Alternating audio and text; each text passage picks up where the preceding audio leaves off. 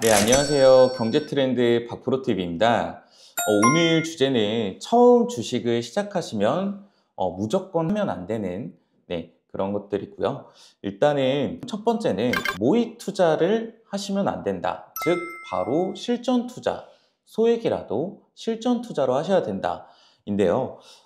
이 부분은 약간 의견이 많이 갈릴 수도 있는데 제가 수많은 분들을 투자 자문업을 하면서 통계를 개인적으로 내린 부분인데 시간 낭비이기도 하고 무조건 자기 돈으로 그 소중한 돈으로 운영을 해 보셔야 그 돈의 무게감을 느꼈을 때 이 기법이라기보다는 신법이라는 게 생겨나거든요. 주식 투자 혹은 매매에 있어서 기법보다 중요한 거는 그 무게감을 느끼고 그 무게감을 이겨내는 신법입니다. 자기 마음을 다스릴 줄 아는 그런 이제 훈련이 돼야 되기 때문에 처음부터 모의 투자로 해봤자 그 무게감을 전혀 알 수가 없기 때문에 정작 실전 투자에 들어갔을 때 모의 투자처럼 되지 않아서 결정을 내리지 못해서 과감하게 손절을 못해서 자기가 만들고 공부했던 그 기법이 깨지기 때문에 전혀 무용지물이 되고요. 자, 그러면은 모의 투자는 언제 해봐도 되냐? 이미 실전에서 충분히 운영을 해봐서 어떤 데이터를 얻어내고 그 데이터 안에서 자기가 이제 실험해보고 싶은 투자 방식이나 기법들이 있을 거예요. 그것들을 잠깐 테스트해보는 정도의 방향으로 모의 투자를 겸해서 해보시면은 훨씬 더 자기가 하고 있는 그 실전 매매와 비교가 되기 때문에 그 데이터를 만들어 가시는데 도움이 되는 부분이지, 나는 일단은 연습 삼아서 모의 투자로 내가 과연 수익을 보는지 손실을 보는지 겪어본 다음에 시작할 거야. 저는 크게 의미 없는 활동이라고 보고 실전 매매를 일단 시작하고 모의 투자는 자기가 테스트해보고 싶은 그 방향성과 비교하면서 데이터를 만들어 가시는 데 있어서 활용하는 보조적인 수단으로 활용하시길 좀 권해드립니다. 그렇게 되고 지금 두 번째는 투자 방향성에 대해서 얘기를 나눠보려고 하는데요. 이 투자 방향성이라는 거를 한번 원웨이로 정하신 다음에 진행하시길 좀 권해드려요.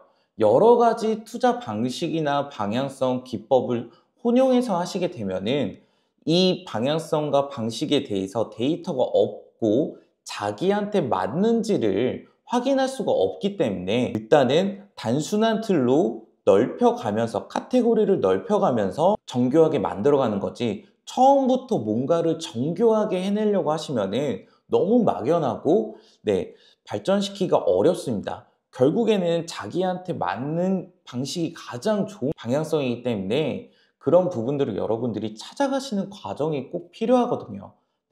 그렇게 한 단계씩 찾아가셨을 때 본인한테 맞는 방향성을 찾았을 때 그때 계좌에 돈이 붙기 시작하는데, 그 방향성을 천천히 찾아가려고 하지 않고 뭔가 한 번에 완전히 세팅된 값을 뭔가 해내려고 하시면은 힘들어요. 제가 좀 예시를 들어서 설명을 해드리자면은 단기 투자, 중장기 투자 이런 거는 다른 영상들에도 많이 보셨을 거니까 조금 다른 부분을 제가 찝어드려 볼게요. 저는 투자 방향성에 크게 두 가지로 나누는 편이거든요. 첫 번째가 이제 바텀업, 그리고 두 번째는 탑다운. 이 두 가지를 놓고 방향성을 나눌 수가 있는데, 첫 번째 바텀업이라는 거는 말 그대로 기업 분석, 산업 분석, 그리고 거시경제, 이렇게 좁은 틀에서 점점 위로 넓게 보는 그런 그림을 생각하시면 될 것 같고요. 그리고 두 번째는 탑다운, 말 그대로 반대 개념이에요. 거시경제 넓게 먼저 보고 거기서 산업 분석 조금 더 좁혀 들어가고 그 다음에 마지막 기업 분석, 이 개념으로 하게 되는데요. 저 같은 경우에는 최종적으로는 탑다운 방식이 가장 여러분들이 실력이 늘고 익숙해지면은 가장 이상적인 투자 방식으로 저는 생각하고 있는데, 이거는 호불호가 있으니까 참고하시면 좋을 것 같고요. 좀 더 자세히 설명해 드리자면은 처음에는 바텀업 방식이 여러분들이 투자라는 거를 처음 시작하시기에는 조금 더 쉽습니다.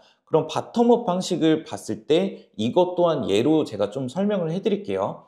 일단은 바텀업 방식, 기업 분석 먼저 들어가고 산업 분석, 거시경제로 들어가는 건데, 자, 그러면은 먼저 당연히 기업을 고르겠죠. 예를 들어서 삼성전자라는 기업을 내가 골랐습니다. 그럼 삼성전자 하면 뭐예요? 네, 반도체 주식이죠. 그러면은 이 삼성전자라는 종목을 투자하실 때는 반도체라는 산업이 호황을 누릴 때가 좋겠죠. 그래서 삼성전자를 선택해서 반도체로 넓혀 들어가서 반도체라는 산업이 좋을 때 보는 거고, 자, 업황이 꼭 좋다고 기업의 펀더멘털이 좋아지진 않습니다. 왜냐면요, 거시경제라는 것도 있죠. 반도체 업황이 좋아도 거시경제가 안 좋아서 금리가 너무 높아지거나 뭐 아니면 환율이 너무 오르거나 그런 이 업황이 좋은 부분을 깎아먹을 수 있는 그런 거시경제적인 입장이 있기 때문에 그런 부분들이 충족될 때까지 기다려주는 거죠. 그래서 이 기업을 고르고 이 기업을 투자해도 되는 시기를 기다렸다가 그때 내가 골라놓은 기업을 매수하게 되는 그런 전략이 이제 바텀업이라고 쉽게 이해하시는 게 좋을 것 같고요. 탑다운은 반대의 개념입니다. 일단은 거시경제를 놓고 봤을 때 경기가 이제 좋구나. 금리도 내려가기 시작했고 미국 대통령도 바뀌어서 여러 가지 정책적인 자금도 풀릴 거고 그래서 주식시장이 활성화 되겠구나 라고 했을 때 이제 주식시장에 돈을 투입할 혹은 늘려갈 결정을 하게 됩니다. 그래서 거시경제를 봤을 때 주식을 해야겠다 마음을 먹는 거죠. 그 다음에는 이제 산업 분석을 하는 거죠. 그럼 주식을 하는데 과연 내가 어디에 투자하는 게 좋을지 일단은 업종들을 싹 보는 겁니다. 뭐 제약바이오, 반도체, 뭐 전력인프라, 조선, AI, 뭐 자율주행, 로봇 다양하겠죠. 그러면은 지금 24년 12월이니까 내년을 놓고 보는 게 조금 좋겠죠. 안전하게 하려면은 내년에 과연 좋을 만한 산업군이 어디에 있을까 놓고 보는 거죠. 이 위에 대통령도 바뀌고 금리도 내려가고 뭐 이런 환경에서 어떤 업종들이 부각을 받고 편하게 그 펀더멘털을 다 인정을 받을 건지 그런 업종을 정한다. 그래서 업종을 정한 다음에 마지막으로 그 업종 내에서 가장 괜찮은 기업을 골라내는 거죠. 그렇게 돼서 뭐 거시경제를 고르고 산업을 고르고 거기서 제일 나은 종목을 고르고 이렇게 내려와서 좁혀 들어가는 방식. 인데 최종적으로는 탑다운 방식으로 가시는 게 될 거예요. 왜냐면은 이 앞전에 바텀업 방식은 그 기업을 매수할 타이밍을 계속 기다려야 되는 거죠. 그렇지만 후자의 경우에는 일단은 시장이 좋든 나쁘든 이쪽 업황이 좋으면 다른 업황은 좋으니까 안 좋아도 좋은 업황을 골라내면 되는 거니까 금리가 높으면 높은 대로 부각을 받는 또 기업들이 있잖아요. 그렇기 때문에 순환매 사이클을 계속 돌릴 수가 있게 되거든요. 돈을 묶어둘 필요 없이. 그렇기 때문에 식견이 넓어지고 익숙해지시면은 결국에는 탑다운 방식으로 가게 된다는 겁니다. 이렇게 두 번째 부분 마무리하겠고요. 그리고 마지막인데요. 이제 마지막은 조금 중요하면서도 쉽지 않아요. 리스크를 설정하기입니다. 이 리스크를 설정한다는 거는 내가 주식으로 뭐 1,000만 원으로 시작해서 나는 얼마까지 벌고 싶어 라는 목표들은 당연히 있으실 거예요. 있으실 거고 당연히 그렇게 돼야겠죠. 근데 반대로 나는 1,000만 원으로 주식을 시작해서 얼마까지 잃을 수 있을까? 얼마까지 잃어도 될까? 혹은 얼마까지 일을 각오를 하겠다라고 시작하시는 분들이 의외로 많이 없으세요. 무조건 어떻게든 그래도 수익을 보겠지라는 막연한 마음으로 시작들을 하시는데 아무리 주식을 잘하고 투자를 잘하는 분들이라 하더라도 결국에는 깨지는 부분은 있거든요. 뭐 그래서 분산 투자라는 것도 있지만 다 분산해놔도 다 깨질 수도 있는 겁니다. 그렇기 때문에 내가 이 돈에서 얼마까지는 나는 이를 각오를 하겠어 라는 거를 꼭 설정하시기 바랍니다. 네, 그 각오가 없이는 절대 시작하시면 안 돼요.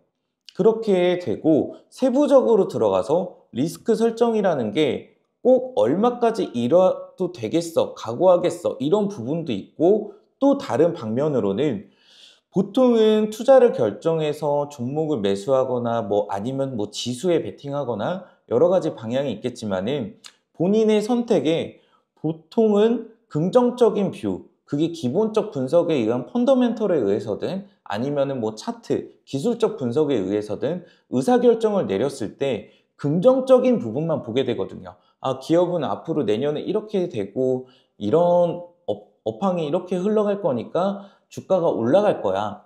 뭐 차트상으로 지금 뭐 5일선이 21선 돌파해서 골든 크로스 되니까 무조건 올라갈 자리야. 이렇게 긍정적인 뷰를 먼저 보고 투자 결정을 하시고 매수 버튼을 누르게 되는데, 반대로 네, 이 기업은 뭐 이런 뷰도 있지만 긍정적인 뷰도 있지만 반대로 이런 관점에 의해서 충분히 주가가 내려갈 수 있는 리스크도 있어. 이것도 같이 생각을 하셔야 되는 거예요. 네. 그래야 내 예상과 다르게 주가가 흘러내릴 때 그 리스크를 온전히 인정하고 손절이라는 거를 결정할 수 있다라는 거죠.